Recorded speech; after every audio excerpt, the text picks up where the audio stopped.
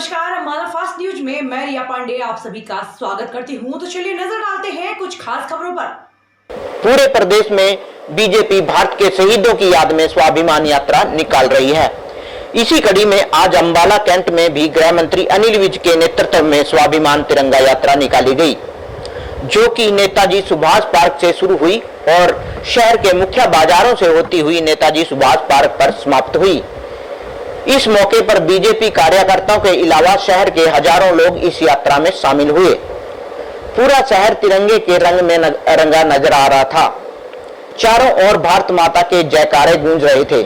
हर कोई देशभक्ति में डूबा नजर आ रहा था। इस मौके पर भारी मात्रा में पुलिस प्रशासन भी मौजूद रहा। भारी जन सैलाब को देखकर गृह मंत्री गदगद हो गए। उन्होंने कहा कि ये तिरंगे के प्रति लोगों का प्रेम है, जो इतनी भारी संख्या में लोग घर से बाहर निकले। उन्होंने कहा कि हमने बहुत कुर्बानियां दी हैं, तब जाकर ये आजादी मिली है। उन्होंने कहा कि कारगिल युद्ध में हमारे सैनिकों ने ऊंची चोटियों पर, जहां पाकिस्तान ने कब्जा कर रखा था, वहां तिरंगा लहराने के लिए अपनी कुर्बानियां दी। वहीं उन्होंने कहा कि ये तिरंगा लोगों में देशभक्ति की भावना का प्रतीक है। जहां जहां देशभक्ति की भावना निचले स्तर पर गई, वहां हमेशा विरोधी ताकतों ने सर उठाया है। उन्होंने भारी जन सैलाब को देखते हुए देशभक्तों को सलाम करने की बात कही। वहीं उन्होंने कहा कि यहां देश विरोधियों के लिए कोई जगह नहीं है।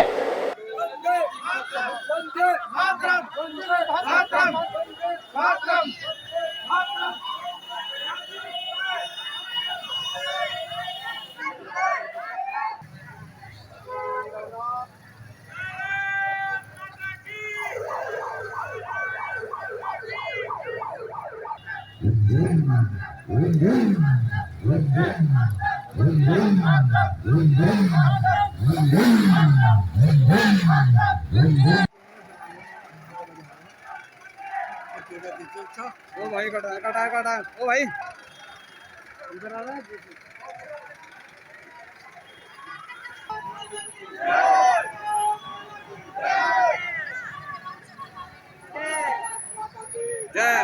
भाई पानी पूरी लाऊं कहीं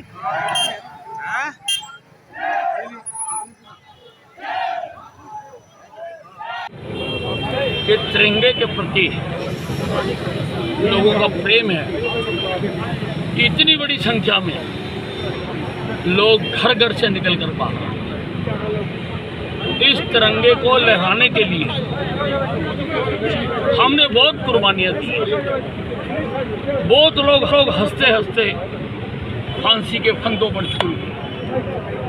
बहुत लोगों ने अपनी सारी जिंदगी अंडमान निकोबार की काल कोठरियों में गर्क। हमारे सैनिकों ने कारगिल के युद्ध में ऊंची चोटियों पर, जहां पाकिस्तान ने कब्जा कर रखा था,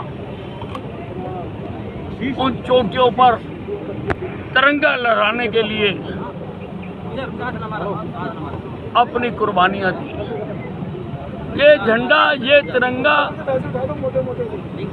देशभक्ति की भावना लोगों में जागृत करता है और इतिहास गवाह है कि जिस देश में देशभक्ति की भावना निचले स्तर पर गई, वहां पर देश विरोधियों ने हमेशा सर उठाए। ये आज इतना बड़ा जन सैलाब, मैं देशभक्तों को सलाम करना चाहता हूं। ये देशभक्तों का देश है। यहां पर देश विरोधियों के लिए कोई जगह नहीं है। अगर कोई देश विरोधी होगा तो उसको ये देश कभी माफ नहीं करेगा, उसका सर कलम कर देगा। आप समझ लीजिए कि जो तिरंगे के बारे में ऐसे अपशब्द कहता है, ये जो तिरंगा है, जो उसका कोड है, ये उस कोड का भी अपमान है।